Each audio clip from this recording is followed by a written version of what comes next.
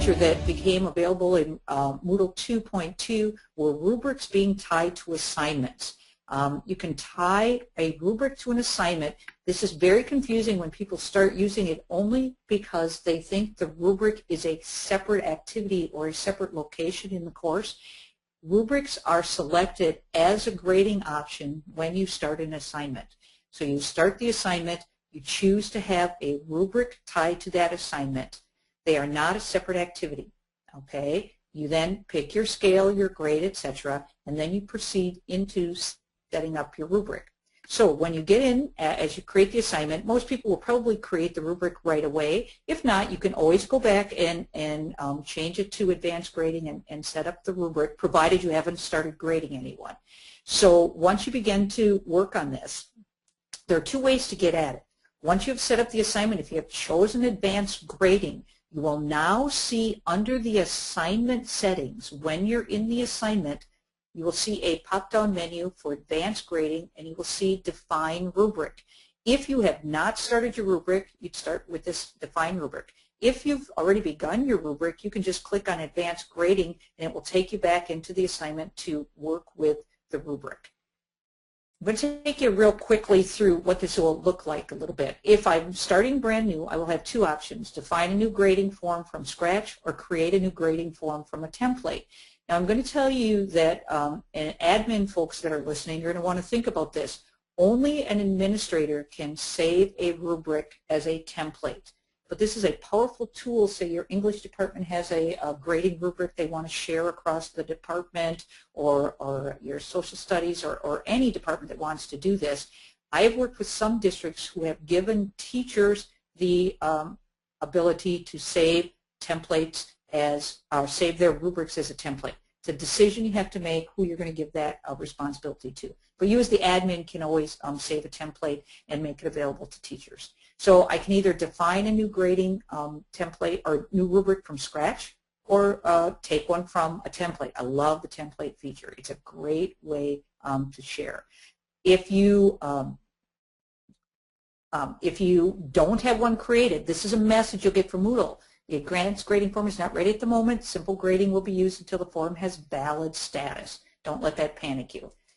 So here's what happens when you're setting up a rubric. As you begin to set up a rubric, a couple of key things. It starts with the rubric. You can put a description in here. If you've taken a rubric and shared it from someone else, you can put copyright information, etc.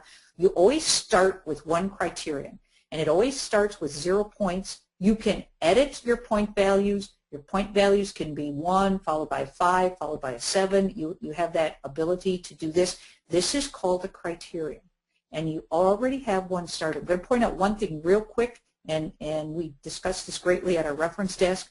You must have a 0 category. That's the way the Moodle has set up their rubric use. So your 0 category can simply be not submitted. You don't really have to put criteria in there. I know many people, myself included, aren't excited about using 0 in the rubric. So then what happens is you have a criteria, and you have rubric options. Display the points during the evaluation, display each level, allow the grader to add text comments, love this one, show remarks to those being graded, loves this one. So you can set up your rubric options.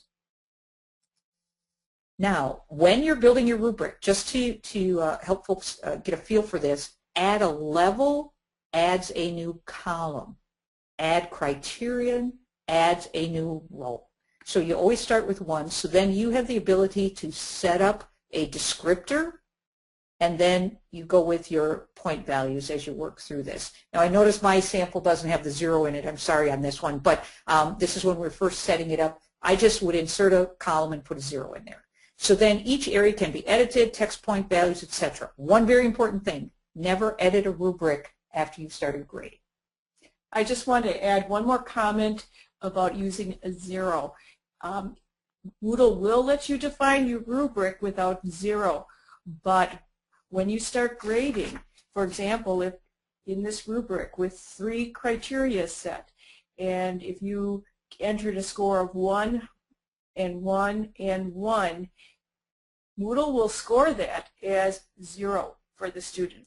So that's why we say build your rubrics using 0, because it will convert the scores as if there is a 0, which will be very confusing for everyone. Very important, and we learned it the hard way, so make note of that.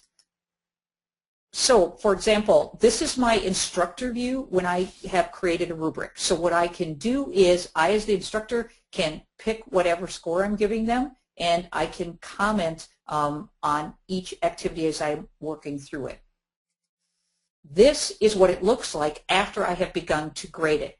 I highlighted and chose 3 points for this, 3 points for that, 2 points for this, and I've added comments in here. So you click on the point value, you click, and it automatically begins to calculate it in the gradebook. 332 gives me an 8. This is what it looks like to the teacher when I have completed my view with scores, selected comments, and have it all entered in there. So it's a very powerful tool. Strongly suggest that you explore using the rubric.